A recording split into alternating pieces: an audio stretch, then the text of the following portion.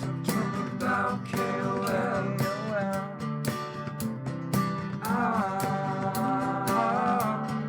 Talking about KOL. It's Saturday, and that means another very scheduled podcast. We are joined by Lyft as usual, and of course, Mr. Bill. Hello to you. Ahoy, hoy. Let's start in the usual vein of things. Mr. Bill, what on earth does Mr. Bill mean? Where does it come from? Is your name Mr. Bill? That is an excellent question. I wish I had a better answer for you. I mean, yeah, my actual name is William, so I don't go by Bill for short, but I suppose I could if I wanted to. A lot of folks I think have screen names they use for a lot of things. This is not one of them for me. I kind of want to go back 15, 16 years and tell myself to pick something I might like more. But yeah, and for those of you who are a little bit older, may remember or at least know the reference to the Saturday Night Live skit. Do you guys know about this at all? I'm ashamed to admit, no. I don't, but I imagine that's because I'm not American, but maybe you can elaborate. Yeah, I don't know what the range of Saturday Night Live is. So back in the, 70s or 80s, they had this claymation character called Mr. Bill who would be inevitably killed in some terrible, terrible way and would scream, "Oh no!" like right beforehand. And so for years when I logged in, I would get people typing "Oh no" at me in the chat, and I learned to just play along with that. But yeah, I have no recollection of what caused me to pick that name so many years ago. How did you start KOL, or when did you start KOL? According to my character sheet, it was December of 2004. And the funny thing is I recall seeing a blurb about the game in Game Informer magazine about a month prior. Which is weird because I was not a subscriber to that magazine. I have no idea why I had it. I think maybe my girlfriend, now wife at the time, was being nice and brought it home. But yeah, I remember flipping through it and there was blurbs about these various games and it sounded funny. So I ended up checking it out from there. And the funny thing is, looking back, is the way they described it and my initial impression of it was, this is a game that you can spend, 10 or 20 minutes a day on. That they give you these 40 adventures and they go really fast and you have a good couple of laughs at some of the things in the adventures and then move on with your day. So, I don't think I had any idea what I was actually getting myself into. KOL was actually kind of advertised, as it were, as a coffee break game back then. Is that was kind of its thing, right? Certainly back then, pre-Ascension, there was nothing that was necessarily going to eat up hours of your day. So that was probably accurate at the beginning. You did have quite a long hiatus, if I'm not mistaken. Do you know roughly how long you were gone? Oh, somewhere 10 to 12 years, depending on how you count it. What brought you back? What made you think, I've not been here for 10 to 12 years. I'm gonna go check it out again. It's probably just a personality quirk. I tend to kind of obsessively play a game for a while, and then at some point kind of lose interest and move on. But they tend to rotate back in at some point. I've probably been through 3 or 4 World of Warcraft phases. So I popped back into KOL occasionally. I was back in 2012 for a little while to play Avatar of Boris, which was a fantastic kind of path for players who hadn't been around for a while to come back to. But yeah, I think somebody got me West of Loathing for the Switch, not far before I jumped back in, and I think that kind of got the itch going again. But it was nice to come back and see if I could kind of actually come back and compete all these years later. Yeah, I can only imagine that. Like your personal life must have been a very different place in those 10 to 12 years. Oh, for sure. Back when I started, I had actually, let's see, I was probably somewhere in law school, which sounds really busy. But for me, it was not, at least the last couple of years, which, maybe just says something about my work ethic at the time. But I wasn't working, I was just a student, and I found I had the time. And it was actually when I started working full time that it really pulled me away. And current life certainly doesn't give me as much time as I used to. But it is a nice way to be able to spend evenings. after the kiddos go to bed. Yeah, and speaking of which, kiddos are in a nap time right now, if I'm not mistaken. So yeah, it's one of those things where as you grow up, you suddenly have to. It's how much your life changes that now say people say, "Hey, come on our podcast," and I say, "Yeah, let's schedule it for when my twins are at nap time." Yeah, perfect. Oh, twins! Wow. Okay. We have a question here from a room boss, and the room boss says, "I know I haven't played in a long while, but is this the same Mr. Bill from KOL Addicts? And if not, well, hello anyway." Hello, Arumbos. I don't know if I was ever in KOL Addicts. I assume that's a clan.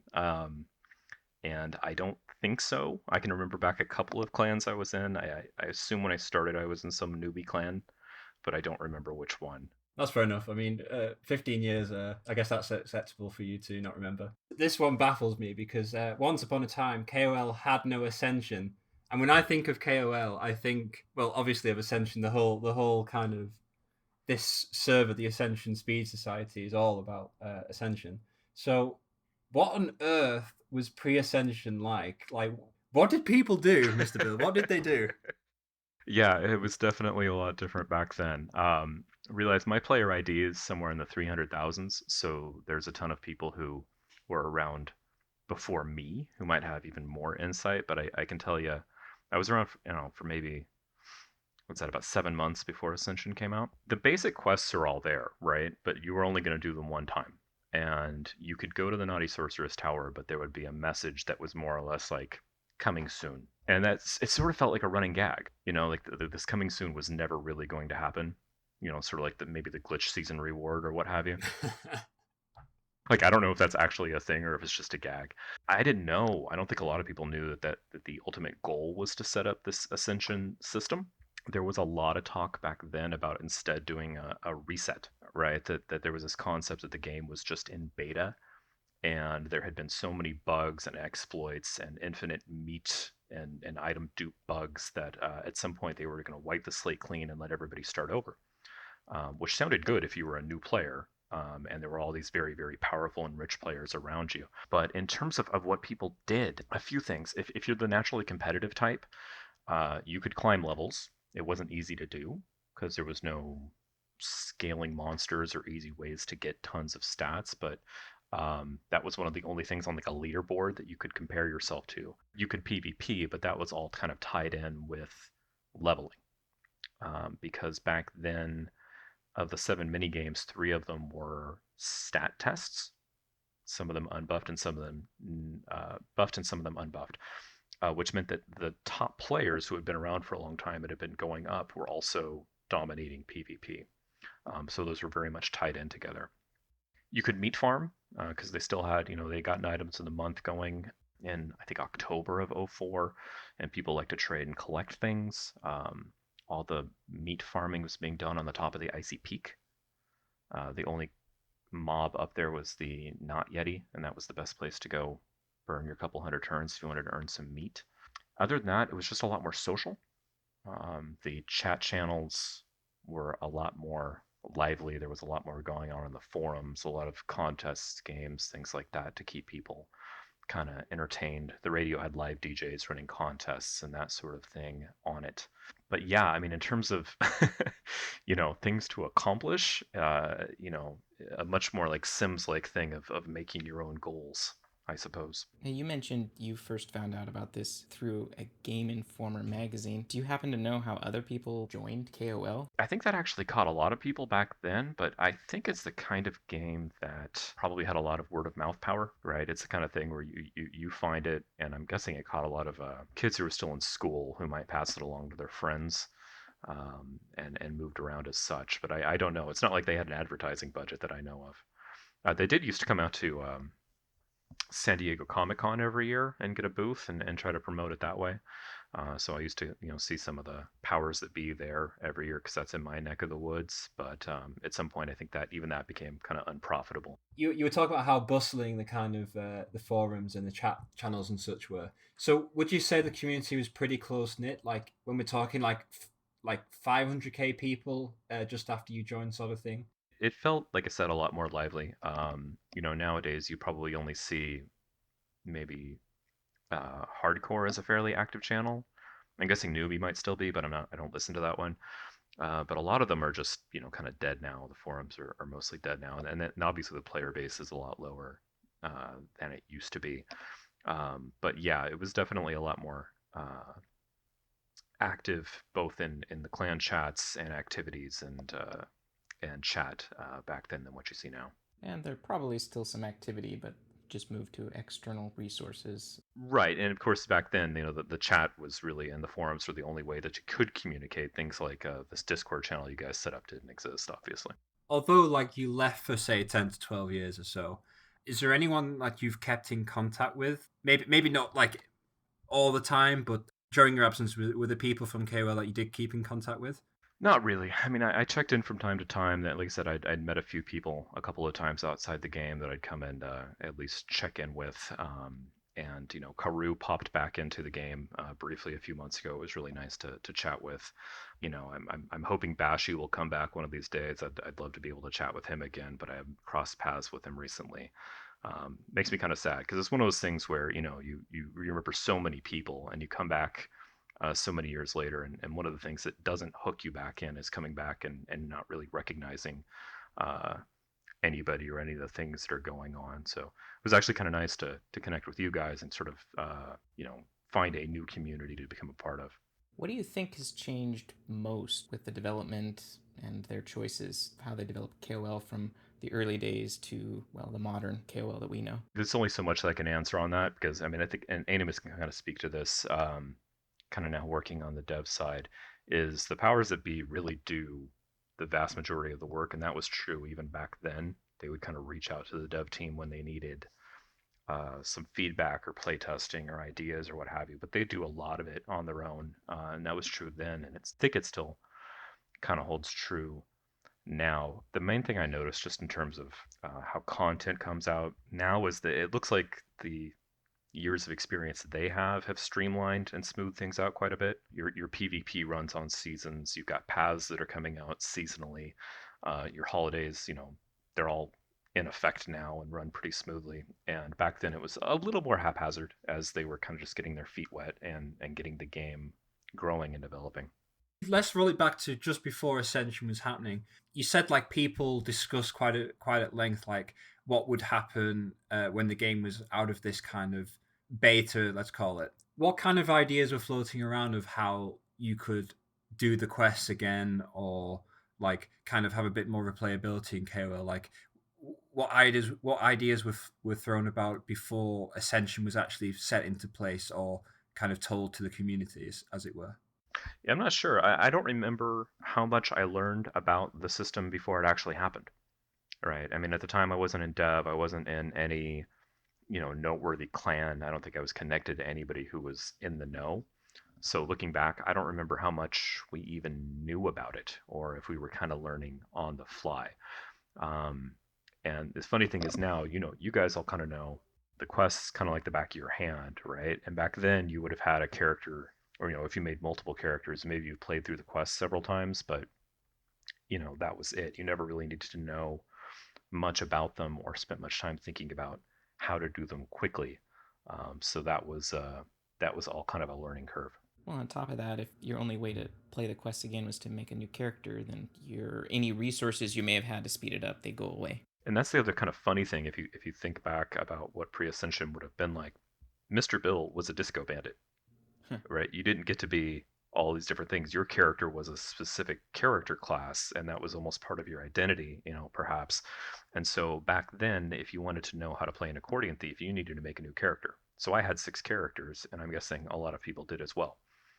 Nowadays, I don't know the login on like any of them. I can't even remember some of their names. But um, if you wanted Ode to Booze cast on you, and you weren't an accordion thief, you had to have a friend or get it in chat or what have you. So moving buffs around amongst the character classes was a more social cooperative concept, which was kind of nice. Yeah, I know I can kind of quote riff kind of anecdotally here, where when the campground away from your campground came out, the reason why smoke stuff wasn't a free pull or whatever is because he kind of wanted it so that other people, you had to kind of rely on other people to give you the smoke buffs and have it kind of social in that way.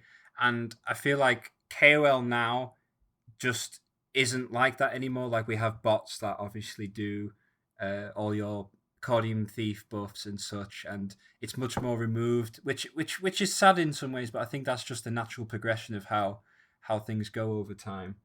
Yeah, that's fair, and I at least like that they are thinking about that, about how to get people engaged with one another. But yeah, the community is the type that will quickly throw a bot together to handle things, and I appreciate that about the community too. That there's folks out there who will try to think up a way to make sure that everybody gets that particular benefit. So you said, like, for example, people were one class and then like they were kind of, that was it, that was their class. Was there a class shortage of any kind, or like a class that was obviously more popular than others? I don't recall any shortages, but the accordion thief almost certainly would have been valued for having fat loot and polka. Those existed back then. Ode to Booze existed back then. Those were some of their early skills. Um, and so those would have been ones that you wanted to pick up, I think, pretty much daily as you were going through. Were you always a speed ascender? Like, as soon as Ascension dropped, was that it? Were you into the whole speed scene? I tried to be.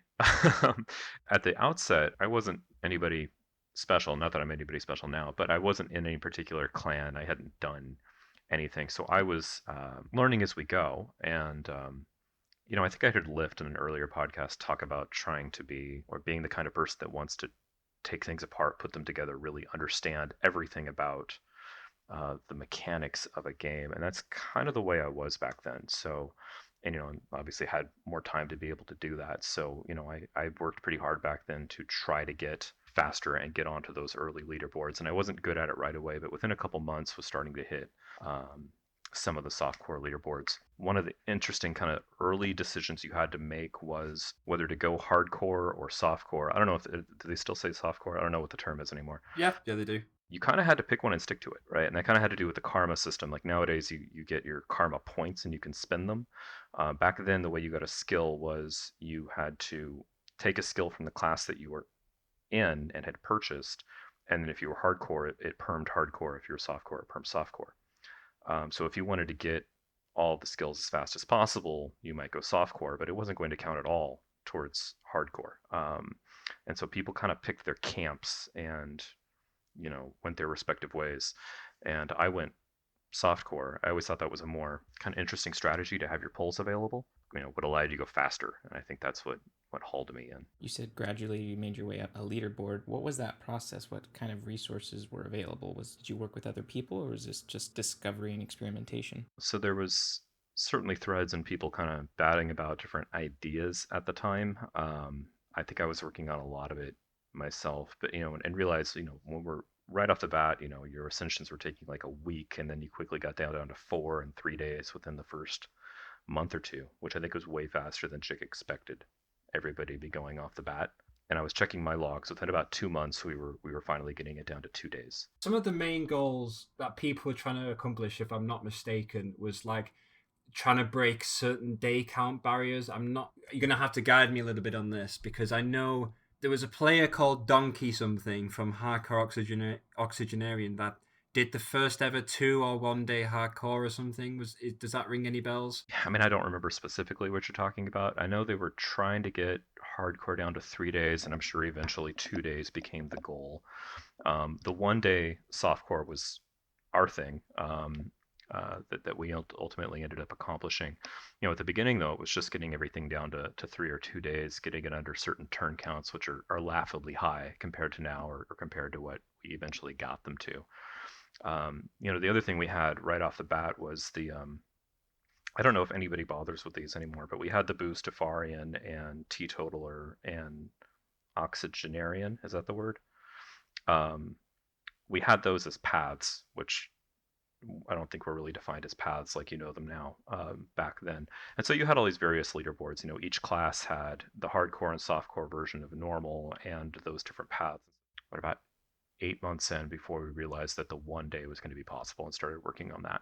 So you keep mentioning we here. So who is we as such?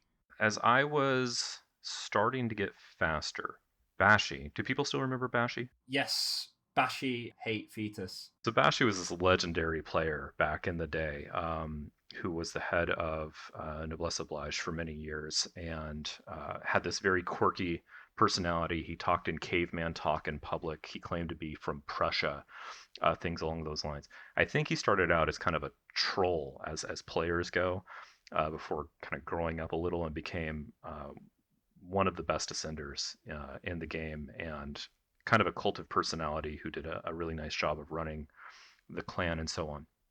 He had issued a challenge at some point for people to try and pull off the first 2-day run that didn't take advantage of stat days. The stat days don't really matter anymore, right? Because you can't use them in run, but back then you could. And in fact, that's entirely how you scheduled your runs, right? If Moxie days were coming up, you did, an Accordion Thief or Disco Bandit run to take advantage of it. And so the only way anybody was getting to 2 days back then was with a stat day. And so I was the first one to do it without, which kind of caught his attention. Admittedly, I cheated my ass off because one of the other things that you could do back then was take advantage of the holidays and run. So I used Feast of Boris to get a ton of adventures. And so it was a total cop out, but it still kind of caught his attention, and I was hitting some leaderboards. And so, after getting to know him a little bit, I got brought into Noblesse Oblige. I want to say it was around February of 06. We had started to finally work out the strategies that would make a one-dayer possible.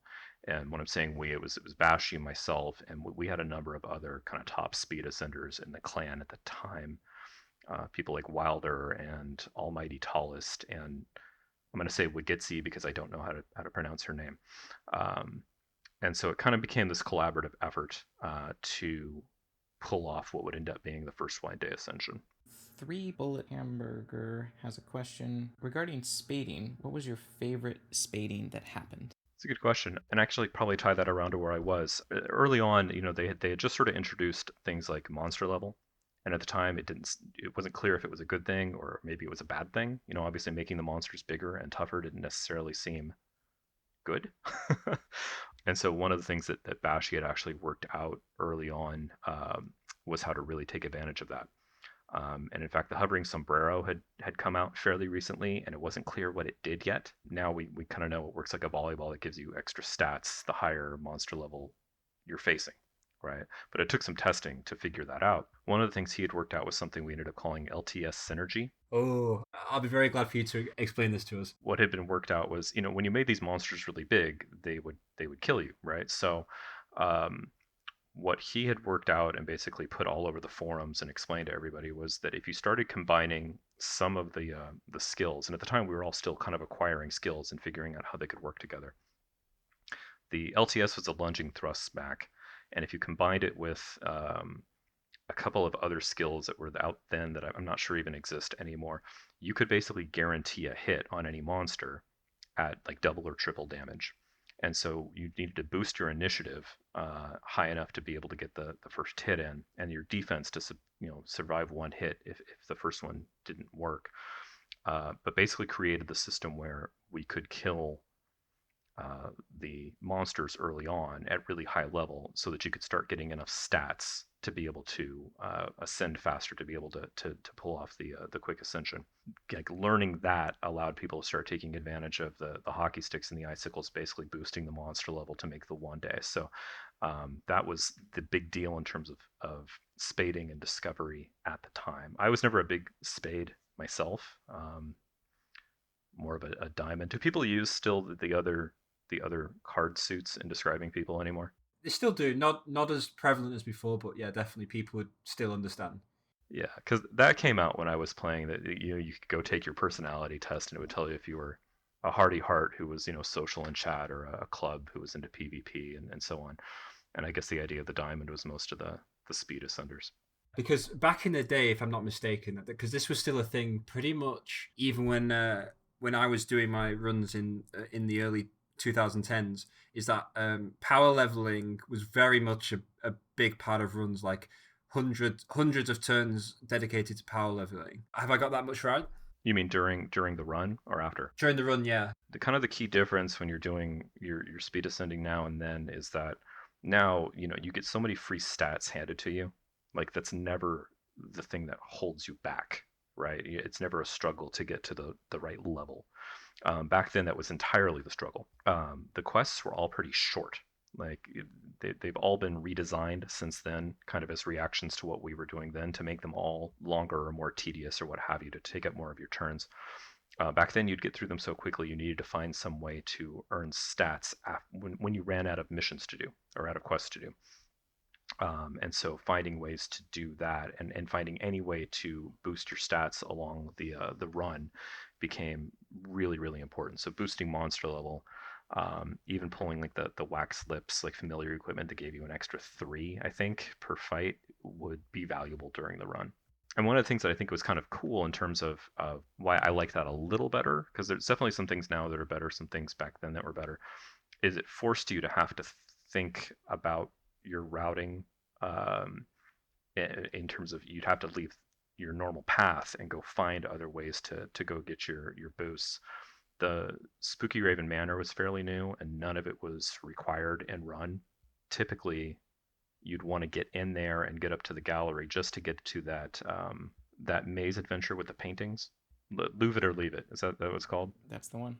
That's the one. That was actually a really important one to try to get to around level 8 or so, just to get the stat boost off of that, just to be able to climb up to the next level. Yeah, that's hard to imagine that you're going out of your way, spending turns for the sole purpose of leveling. And the other part where you had to do it was at level 10 when you were trying to get to a level 11. You had to be at level 11 and your off stats had to be at 70. And they often weren't because of the stat day boost that you were using. So the level 10 quest at the time, once you got into the castle, involved spinning a wheel, and a lot of it was spinning, depending on which way it was facing. A non-combat would open up that would give you a big boost to a particular stat. So a lot of that level 10 quest was manipulating that wheel to get your stats up to where they needed to be, so that when level 11, so that you could get to level 11 and have your stats in the right place.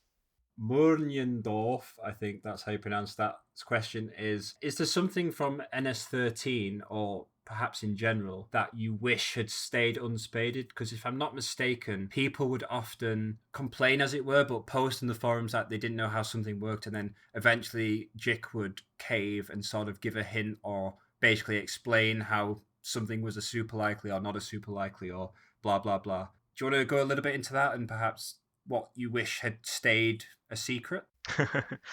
I don't root for a lot of things to stay secret. I kind of like that the ultra rare formula, however that works, is still secret. But apart from that, like I said, I like knowing how things work.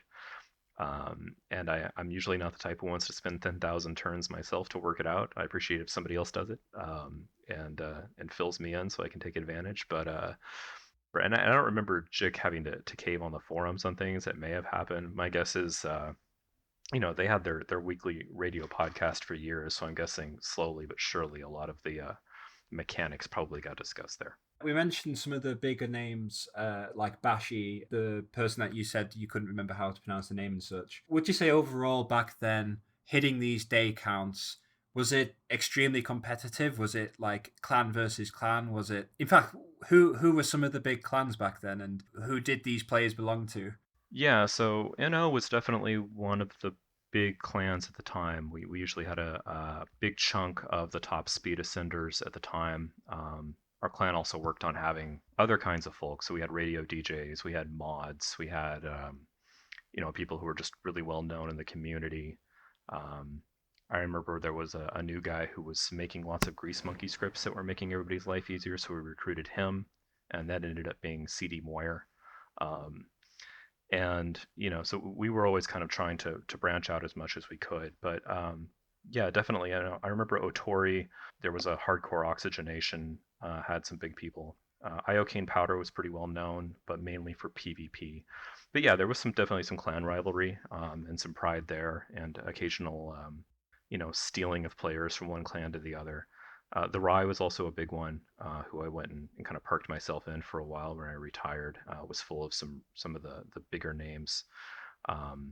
Warehouse 23 was a really big clan early on, but it kind of became the retirement home for the really, really big famous players from before Ascension. But yeah, there was definitely like rivalries and contests the clans would hold. regarding Speed Ascension at the time. And I would say in terms of competitiveness, it was really competitive, especially because everybody was learning it at the time, and there was just a lot more people. The player base was just much larger, and I think the peak was there in those first few years after Ascension came out. Um, so there was, no shortage of established and up-and-coming speed ascenders to compete with. You've mentioned leveling was a huge obstacle, but were there any other hurdles that people were trying to overcome? That was the main one. I think once the one day became a thing, there was a big push of people to figure out how to do it in a more economical way, because those of us who had done it early on were relying on really expensive items to get it done. So I remember that was a big hurdle in some of the speed community for a while.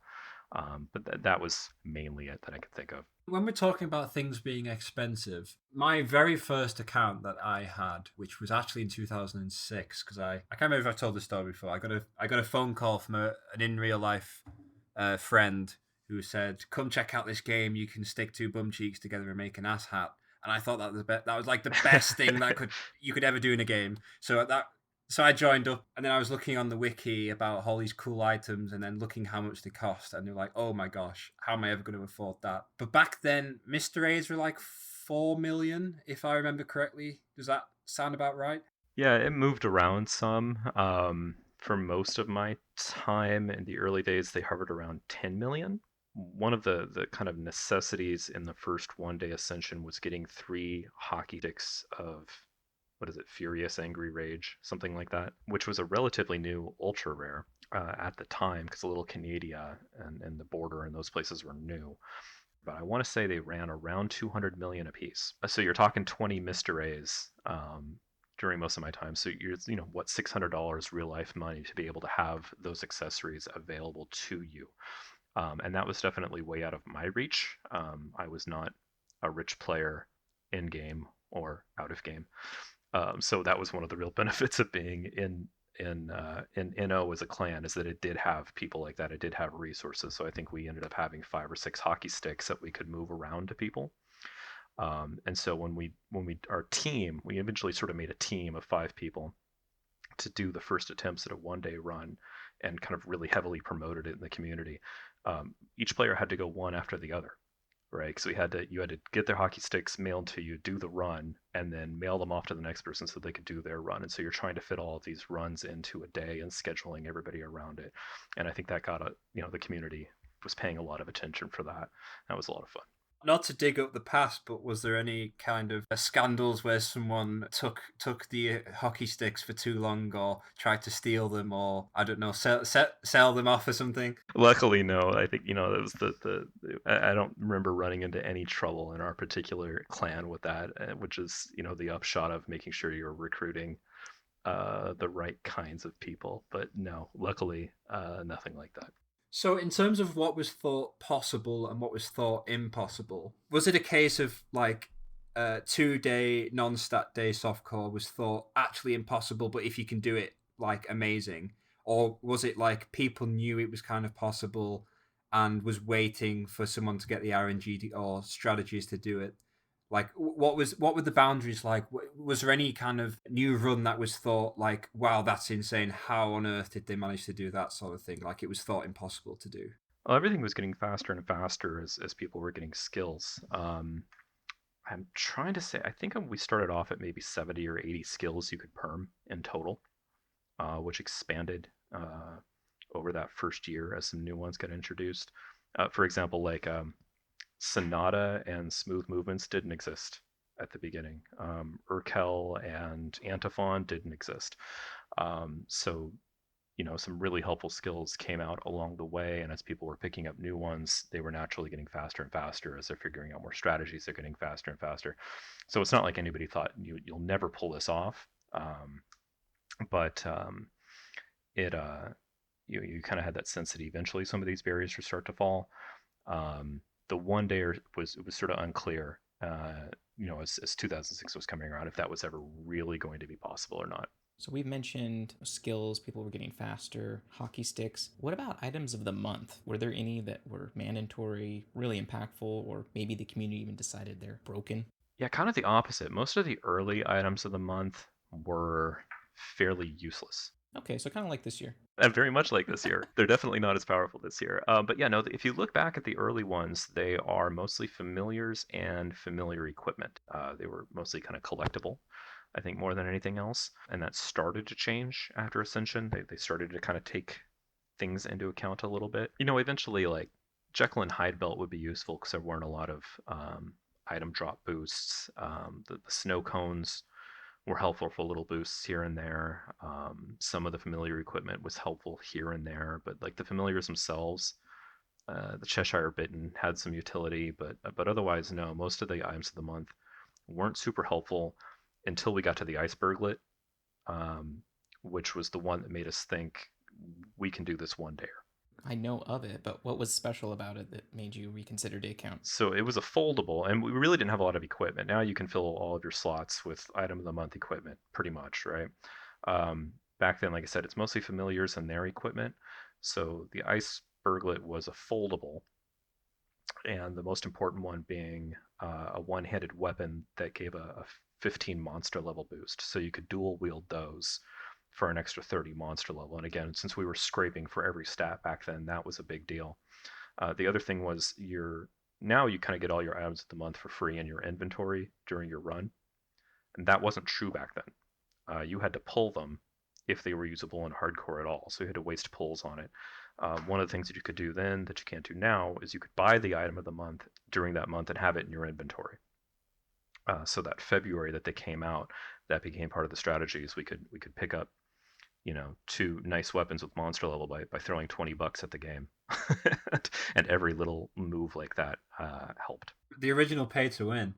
It very much was, yeah. And in fact, things like even just grabbing a Mr. Accessory or Mr. Accessory Junior for the item drop boost, it seems stupid now, but would have made sense back then sometimes. Yeah, and this was back when Mr. Accessory Juniors were 1-to-1 ratio with Mr. Accessories, not the 2-to-1 that you get now. Right.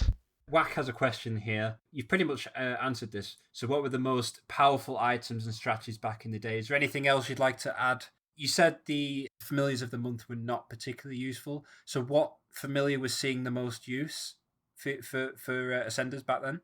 Sombrero, primarily. Like I said, because you had to get the stat boost off of it. The Cheshire Bitten got hauled out occasionally when you needed to try to get an item drop, because I believe that helped out with that. And interestingly, the Dodecapede was important early on. The inflatable Dodecapede was out in the first year or so in Mr. Store. And basically what it did was it was an attack familiar that was more powerful the lower its weight was. It was kind of inversely powerful. And the Naughty Sorceress battle was really hard back then. You could easily lose that fight, even being a very, very good player. And so that Dodecapede you could haul out at very low weight was actually the thing that put you over the top and making sure you could consistently win that fight. Arkenstone says, please could you talk about, I'm feeling kind of like a upset tone here, of what we used to do when the Wand of Nagamar had to be our main weapon against the Nautisaurus, which I believe at the time scaled, and then adds at the end, that was ridiculous. Yeah, she scaled, and she was kind of brutally difficult as a result. And yeah, you had to have the wand, which you either had to... I don't think you could pull the whole thing. I think it might still have been a quest item. Luckily, like nowadays, the lowercase n would be hard to get and run because it's not in your path. At least back then it was. All the letters were technically in the path, so you might just get a wand during the run. But yeah, I mean, that was difficult. You had a terrible weapon. And I don't remember exactly how you had to manage the fight, but that Dodecapede was absolutely essential. Something about a furry suit to make your Moxie 10% or something? Yeah. The furry, it was like the wolf mask or what have you. It was something off of the giants in the castle. I think the idea was if you could boost, it was like between your muscle and your Moxie, you had to make them uneven so that you had a chance to hit. Something along those lines. I'm sure you probably do the same thing with scaling monsters now. We have so many delevels now that we basically delevel them and then just smack them with spells or something like that. After a while, we hit day count. So when did you start throwing around numbers and ideas for actual turn count? Like theoretical minimum turn. What's the lowest that we can go? So that was the turn eventually. Once we got the 1-dayers and softcore, and hardcore never got past 2. So once you got to the 2-dayer there, you got to start switching from the idea of how do I generate more turns to instead using your pulls or what have you to how do I start cutting, right? I mean, that idea that you have now about either bulking up to hit your day count or cutting it short to get your turn count, we made that transition eventually, right? Because early on it was just a race to who can get all the skills, quite frankly, who can get down these day counts to where they need to be. Do you remember anyone that achieved these turn counts or maybe any other accomplishments? Where we eventually ended up, I ended up holding the record on fastest softcore run for months until the very last day of Ascension, when 2 players broke it. John Blee ended up with the record on that by a pretty good margin, actually. I think I was at 285 in one day, and I think he got it down to 250 or so, which I think he pulled off, and I'm glad that we didn't think of the strategy and it didn't become a thing. I think he used an ultimate WUD, which you could do back then. It was something you could pulverize out of an ultra rare that would boost you a level. That's expensive. Yeah, so imagine if your leaderboard run involved you having to destroy an ultra rare, right? And so I'm glad that did not become a thing, or that we didn't think of it. Kudos to him for thinking of it at the very last minute or what have you. But and I don't remember, quite frankly, I didn't play hardcore enough to know ultimately where they landed. So let's talk a little bit about you becoming a dev many moons ago, back in 2007.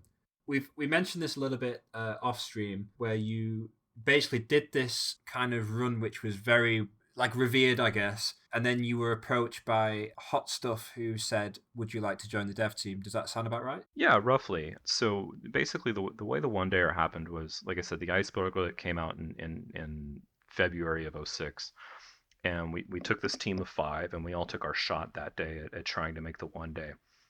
I got destroyed by RNG right off the bat and went nowhere.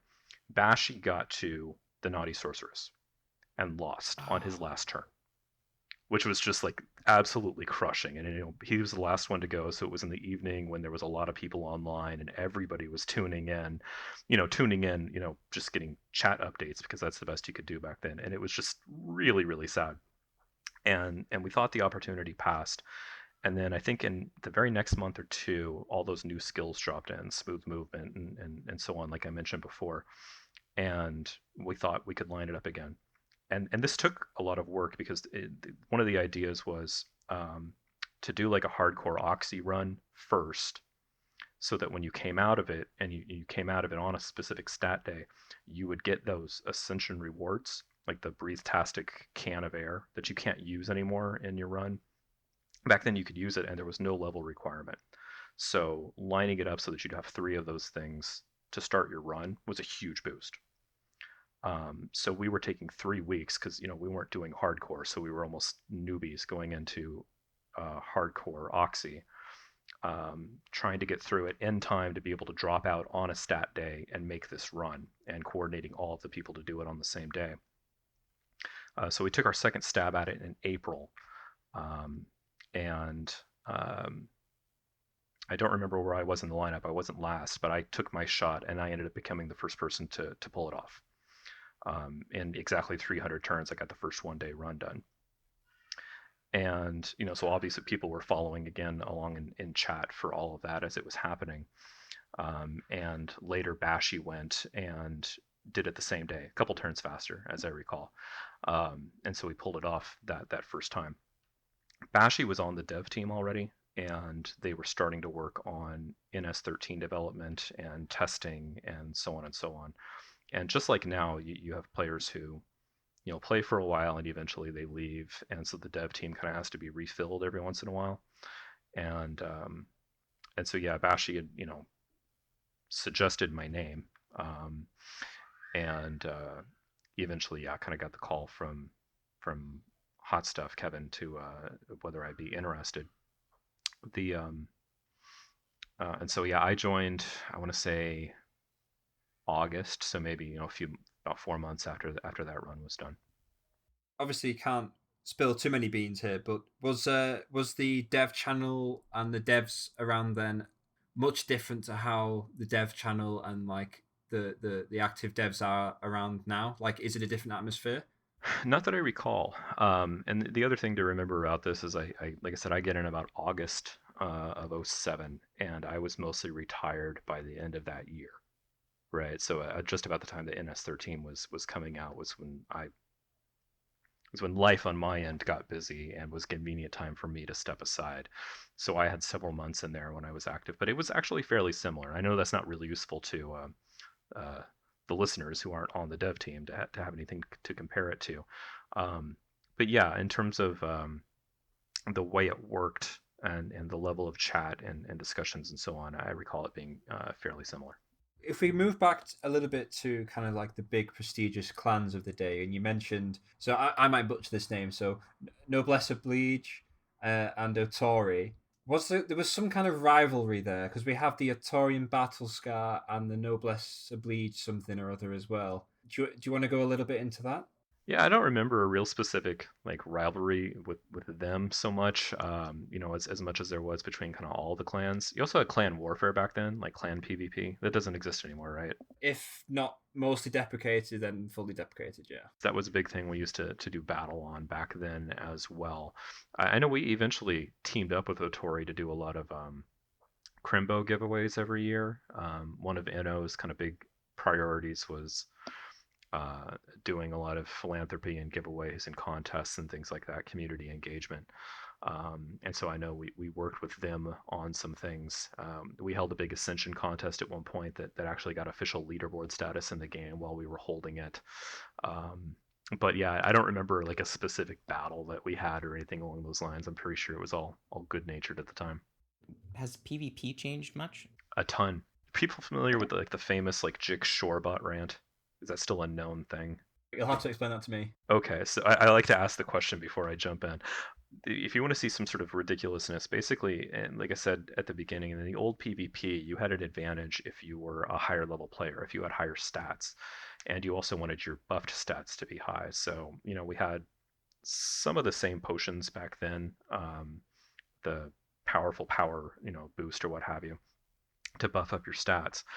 And back then, the way to climb levels most efficiently, since very little scaled, a couple of the only places that scaled were the gym and the shore, which is a really boring way to spend your turns, but kind of what you had to do if you wanted to stay a pace or keep your leaderboard spot as highest level.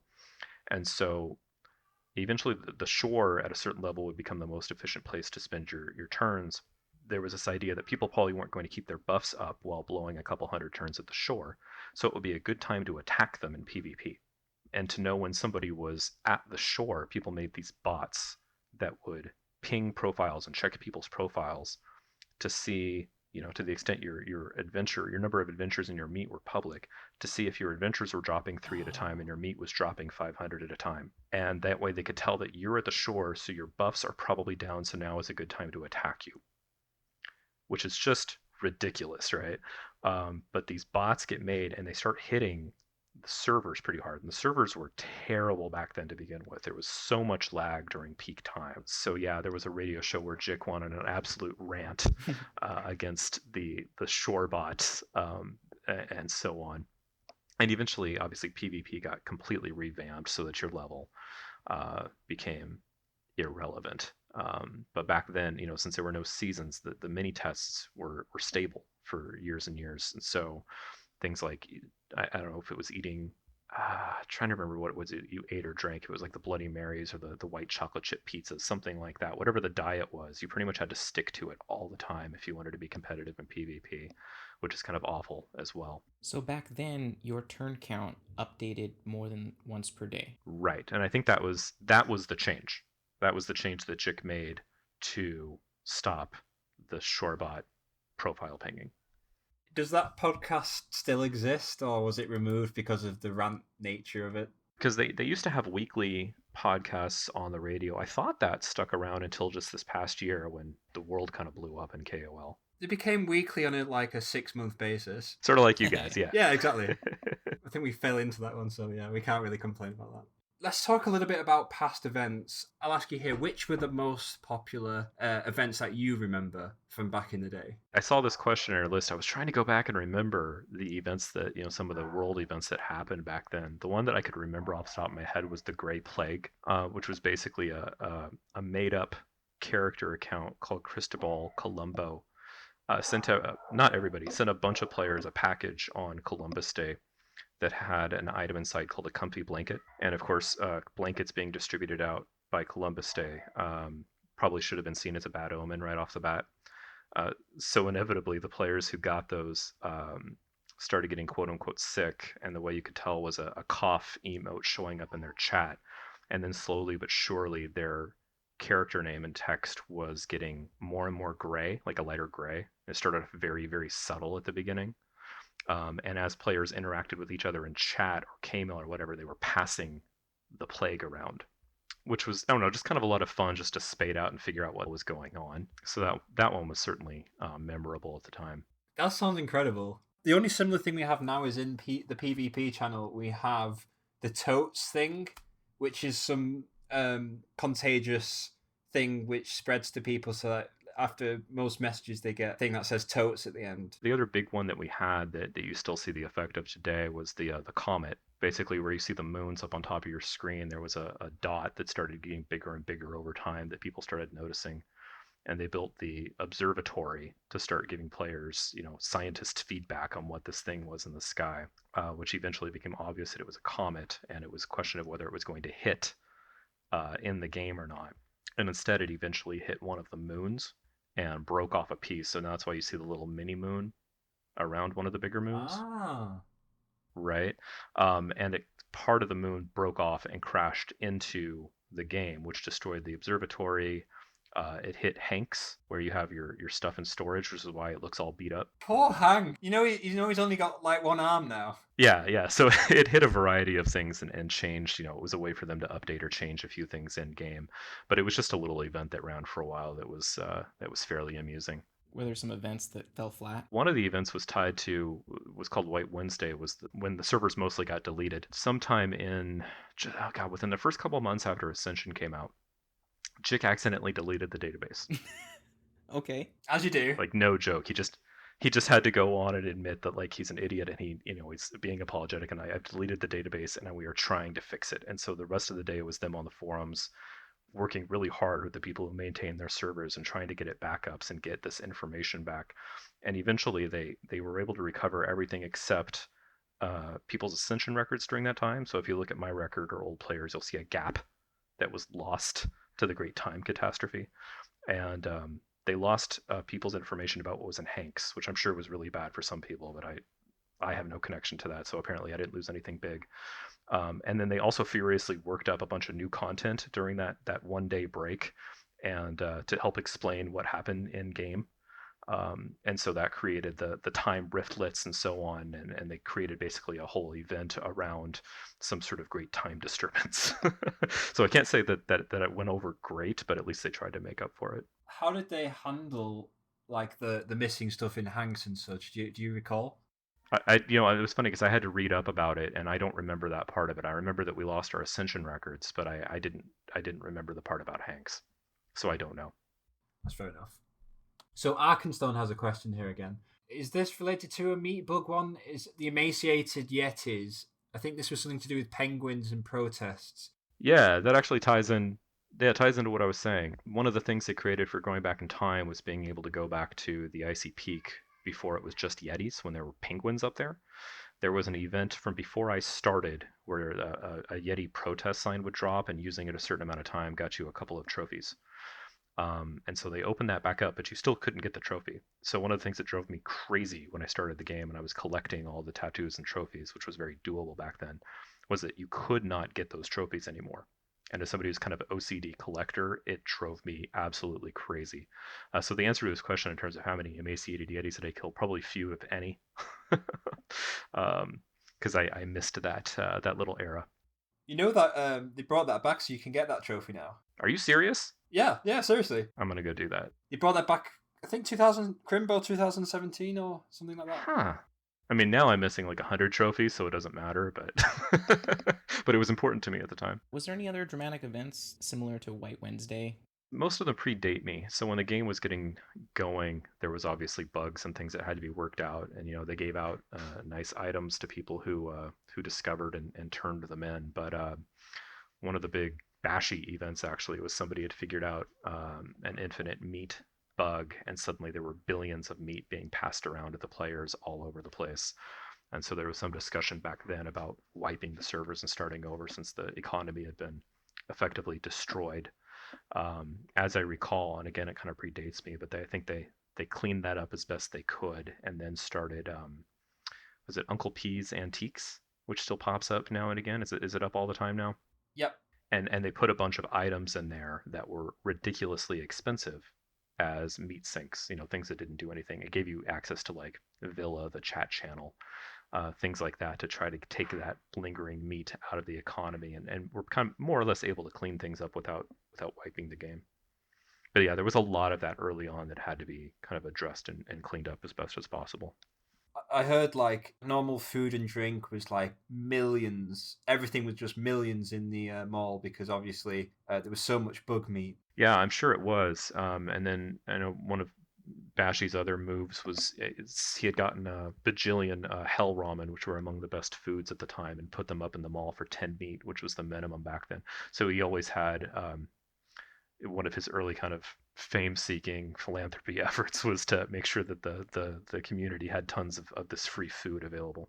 This meat bug, was it the one where the meat vortex had an overflow, some integer overflow or something, and then it just gave you massive amount of meat if you used it against a monster that had no meat drop? Is it something like that? Could have been. I never personally knew how the meat bugs work, and they were cleaned up by the time I was playing.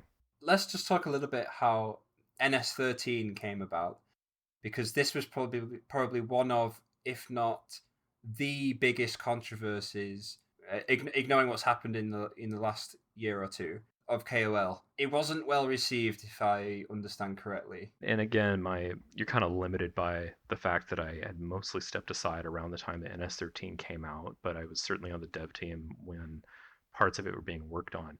And I feel like that there was always this plan to eventually take it from 11 to 13, and at the time 13 to 15, which apparently got dropped or has been in development for 15 years. Yeah, it was always sort of this idea, but if you follow kind of Jick over the years and his podcast, he's always on the one hand just constantly been battling trying to make Ascension longer. He's always had this notion that it should take closer to a week, and occasionally puts in these barriers or moves to drag things out, which then invariably gets undone by some other item of the month or what have you.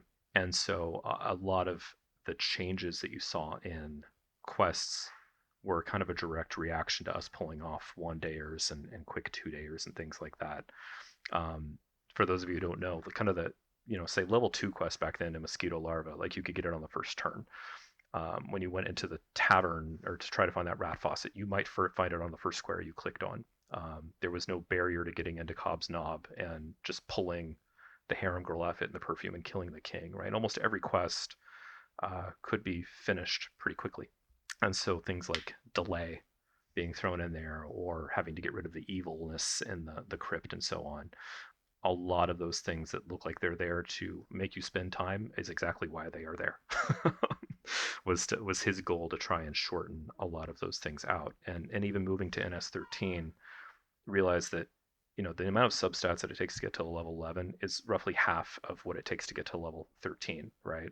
So it really should, in theory, double the amount of time an Ascension takes, which all gets blown to pieces when you give everybody free fights full of scaling monsters, right? So it was just yet another thing where they kind of built in these ways of delaying things and then invariably managed to undo them somehow. I don't suppose you know what it is that makes the powers that be favor a longer ascension kind of system. Like what is it that drives them to have these longer ascensions? Why is that something important to them? Do you know? I don't. I always just kind of got the sense that it was just something in Jig's mind as the game creator, as kind of what he envisioned, or just wanted the game to look like. It always seemed like he didn't want us to be going that fast. I always kind of wondered why myself. I see kind of further down in your questions here, Leanne, is that idea of what do I think would be better or changed or what have you in the game. Personally, don't think it would be a big deal to seriously shorten down the game. If 1 dayers were the norm, I don't think it would be the end of the world. If in exchange it created a quality of life boost. I do not like the fact that trying to be competitive in the current game takes so many hours out of somebody's day, right? This shouldn't be a full-time job. I don't know what kind of ultimately drove him to try to always kind of push things longer. I always thought it was kind of comical that ultimately, regardless of what done, Ascension always ended up taking about the same length of time as the years have gone by. But yeah, so you'd have to ask him. When this transition to NS13 happened, were some people so unhappy that they just left, never to return, or did they circle back? I mean, I left. Okay. It wasn't frustration with the game so much. Like I said, I just I didn't have the time available in my life at that point, and it was a convenient time to go. But yeah, I mean, if you look at the level 11 and 12 quests, I get that the level 11 quest is almost a pain in the ass on purpose. It's kind of the end joke about searching out a MacGuffin to put in all this work to get something that's useless is kind of the funny joke of the quest. So I could picture a number of people at that time, who had gotten used to a certain way of things, deciding that that was a convenient time to move on. How long did it take people to really get a hang of the changes between NS11 and NS13? It's one I can't answer. I really had kind of disappeared. If you look at my Ascension history, you'll see that I really had no activity right around the time that it came out. So I have no idea how long it took everybody to finally hack out the strategies for getting through those particular quests. Understandable. I don't suppose you remember something which was delay and then open, close parentheses. I've seen that reference that there's a difference between delay and delay with the parentheses, but I don't know what that means. So my understanding is that delay with the parentheses is that it's a function that was every run had the same amount of delay, or it might have been a variable amount of delay. I'm not sure, but then it was allocated to different locations in a run randomly. So like the knobs. So now we have the outskirts of Cobb's Knob, which is always 10 or 11 turns, however you want to look at it. But back then you could have like 5 there, you could have 5 somewhere else, 5 here. And I can't remember if that was an NS11 thing or a very start of NS13 thing. Yeah, I don't think they had put that into place during NS11, that kind of delay to try to just artificially make the runs longer. The one thing I remember being different back then was the queue worked very differently, and I think you guys covered that on a previous podcast. That the strategy back then, the queue wasn't zone specific, so you would often say go hit a dairy goat to get a cheese, but then you wanted that dairy goat out of the queue, so you'd go work on something else for 3 turns and then come back to it to clear the queue. Oh wow, a global queue. Yeah, and I think it was 3 instead of 5. So if you had a couple of quests open at the same time, you were often at the high levels bouncing around them to take advantage of that. Once we figured out that existed. When did olfaction exist? I don't know how old olfaction is. We didn't have it. We didn't have it at all. In fact, I was trying to throw together a list just for my own memory of what we had and what we didn't have back at the time. So we didn't have delay. We didn't have scaling monsters. No free fights. We didn't have olfaction. There was no telescope to help you with the tower, and the tower was all different anyway. The concept of standard didn't exist then. But like I said, we had the stat days. We didn't have any level requirements on food or equipment. You could throw those on right away. Other than that, it was mainly just battling a very, very swingy RNG. Istaria Suka, also known as Darth Dud, mentions that it was a random delay with the function that allocated it randomly to different locations. And then that was changed to non-random in NS13. And that indeed olfaction was NS13 as well. And he would know, he was around back then. Darth Dud was both hardcore and softcore, if I remember, because Istaria Suka was one account was hardcore, one account was softcore. Now I can't remember which one was which. Yeah, most of us didn't have the time to run both accounts, but yeah, he to run 2 different ascending characters. But yeah, he actually successfully ran a couple of different ones. One of the things I was looking back on when you were asking kind of who the names were at the time. Mm-hmm. As I'm trying to recall that, one of the things I had made back then that parallels something you guys have done is I had made a skills guide for everybody back then for the community. And the way I went about it, because we only had 100 skills at the time, unlike the 400 now or what have you, is kind of reached out to the top 10 or so hardcore players and the top 10 or so softcore players, and just asked them all to rank them. And then I got everybody to actually cooperate, and then they sent those in, and I actually put up a website, which is still up. You can go look at a terrible 2007 looking website and go see what what we had created at the time for people to look at to give them ideas as to which skills to perm in which order. And so I was actually able to look back there and see the list of players who I was considering back at the time, and Darth Dud was on there. He might be one of the only ones who's still around. Oh, sorry, to correct myself again, delay is also an NS13 thing, which went from random to non-random. So I apologize there again, and thank you to Darth Dud pointing that out. So we're just going to take a couple of user questions to round this off, if that's okay with you, Mr. Bill. Sure. I know you weren't around for the Smith's Tome. No. Have you heard of the Smith's Tome? I've heard of it. I don't know what it does.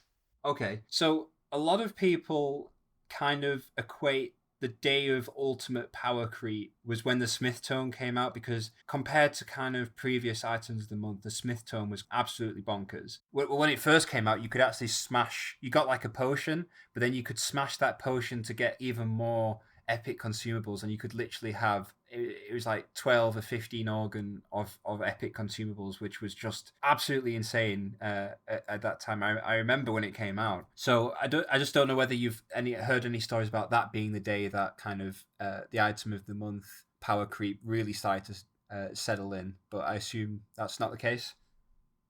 No, not at all. It was funny when I came back, looking back on, one of the first things I did when I came back was start working on acquiring all the items that were currently in standard. And, they were nuts, like last year, looking back a couple of years, compared to what we had back then. And I don't think we really even had an idea of how to design things to be nearly that powerful at the time.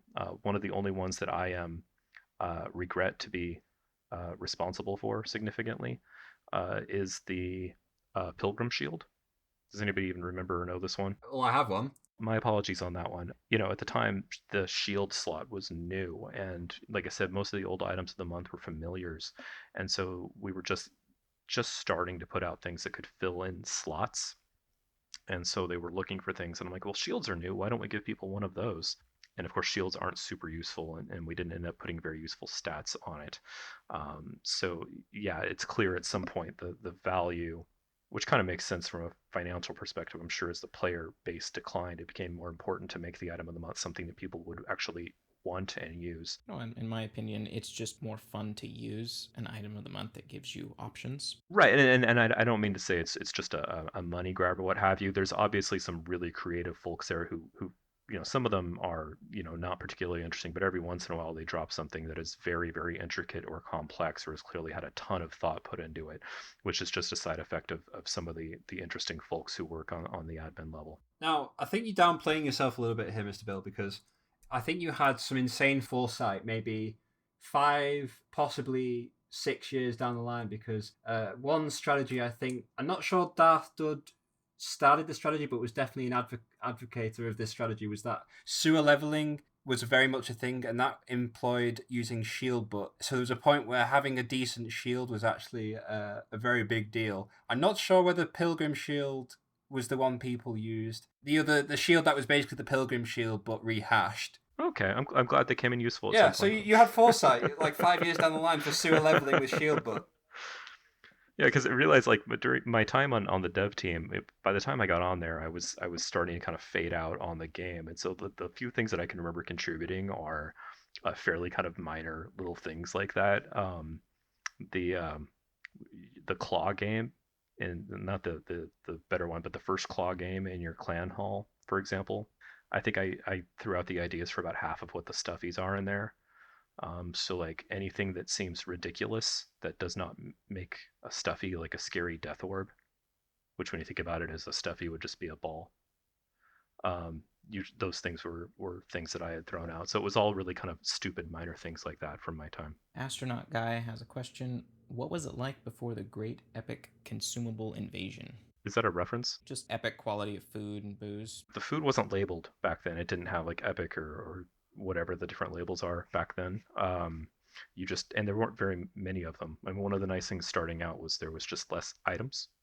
so it was easier to track what existed in the game, and it was easy to know what was good or not. So hell ramen and the chow mains, and I think the grue egg omelet, spectral pickles were technically the best thing, but they were a little harder to come by. In softcore, we just kind of pulled those, or were able to make them during the run. One of the things that kind of drives me a little nuts in terms of the new format, and I think it's gotten a little bit better, is the fact that they give you currently for a run. Like I said, you can fill in all of your slots with items of the month, and a lot of them give you so much of your food and booze that you need to get through a run that you very rarely have to think about leaving your route or doing something kind of outside the box to be able to generate those turns or find that kind of food or booze. I guess that ties in with SSBB's question, which is what kind of change to the Speed Ascension game in general are you most and also least happy with, having come back after X years? By way of example on what I was just saying, one of the things that we used to do back then, the best booze you could have was using a tiny plastic sword, which was an old Crimbo gift, would be used to make the best drinks at the time. So usually you'd pull one completed drink and then you could reuse the sword. But to make more of those drinks, you kind of had to leave your route to go find fruit. So typically, like I said, you'd have to go into the manor to get stats. You had to make a decision about whether to jump into the menagerie in Cobb's Knob to go try and find a fruit golem to like get a lime or a cherry, for example. And I like when the game forces you to have to make those decisions, like kind of make a hard choice about how you want to go through your run. That it doesn't do so much anymore. Like if I were doing it, I'd probably take all of those zones that are currently kind of useless that you would never go to for any reason and put equipment or consumables there that entice you perhaps to go outside of your route. In terms of kind of what's better, I mean, apart from the lag going away, I like that a lot of these new, what do you call it, mechanics that are in play. I've added a lot of complexity onto the game that didn't exist before. And so, if you're the type who likes kind of playing with optimizing equations and really toying with things you can do to speed things up, then, you have a lot more to work with nowadays in that regard. And I enjoy that part. I have a feeling Lyft does too.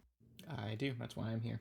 So there's quite a big difference between the complexity of the current game state versus there was just less levers to try and optimize every single resource and tool at your disposal. Right. Yeah. I mean, nowadays you might have to spend a lot of time thinking about what you want to banish. What are you gonna, use your meteorite or whatever the current meteorite is on. All those decisions have to be made that we didn't have to do back then. Having less resources made it more difficult to do certain things. Like you didn't have as much ability to mess with combat and non-combat. It was harder to get items to drop, things like that. So you occasionally had to make more strategic decisions about, when am I going to drop my volleyball for, a fairy to be able to help me get that particular item. So you had to make trade-off, decisions here and there. But yeah, definitely less kind of complex. Like I said, there was just a lot more people and everybody was still learning at the time. So it was in some ways, less complex to be able to work out, but since there was so much less knowledge in general about it and so much more competition, it was still, pretty lively and competitive. Oh, that makes sense. Yeah, part of my reason for, kind of coming back and trying to see if I could hit these leaderboards was more or less just to see, people kind of look back like, would Mickey Mantle still be a good baseball player now, that kind of thing. And part of me felt like the relic who wanted to come back and see if he could still play. I definitely agree that the stuff that makes you kind of change up a route, like I know Lyft remembers very fondly the jellyfish, digitized to some extent. Digitized, but jellyfish really defined the route, and it's only now that I'm realizing like how much of my current biases are just left over from the jellyfish. So I think we'll round this off with one last question, which we've discussed a little bit before, but Monkeyman 200 says, how critical was monster level for speed ascension? I understand that monster level is good even now, but how much of a difference did maintaining high monster level make in a run in the NS11 compared to the early NS13 days, to the point where Teflon runs, in quotation marks, became a term for a budget speed run? Teflon was kind of it's almost like Cockney slang. Basically, there became a group of people who didn't have access to hockey sticks because, like I said, they were so expensive, who wanted to be able to pull off a one-dayer without the sticks. And so no stick, Teflon, see the connection there. That's what Teflon meant, that you didn't have any hockey sticks. Gosh. And so early on, in terms of when we did the first one dayers, it was absolutely essential, right? Like I remember spreadsheeting, 'cause I'm a big spreadsheet guy. I'm pretty sure all speed ascenders are. Spreadsheeting out what I thought a run would look like, kind of using the average RNG from each zone, and then calculating how many stats you were likely to get at your monster level, and basically putting together what I thought a run should look like if you did everything right, and seeing that you could just barely get there at the time. So having the monster level boosts were literally the most important thing we had.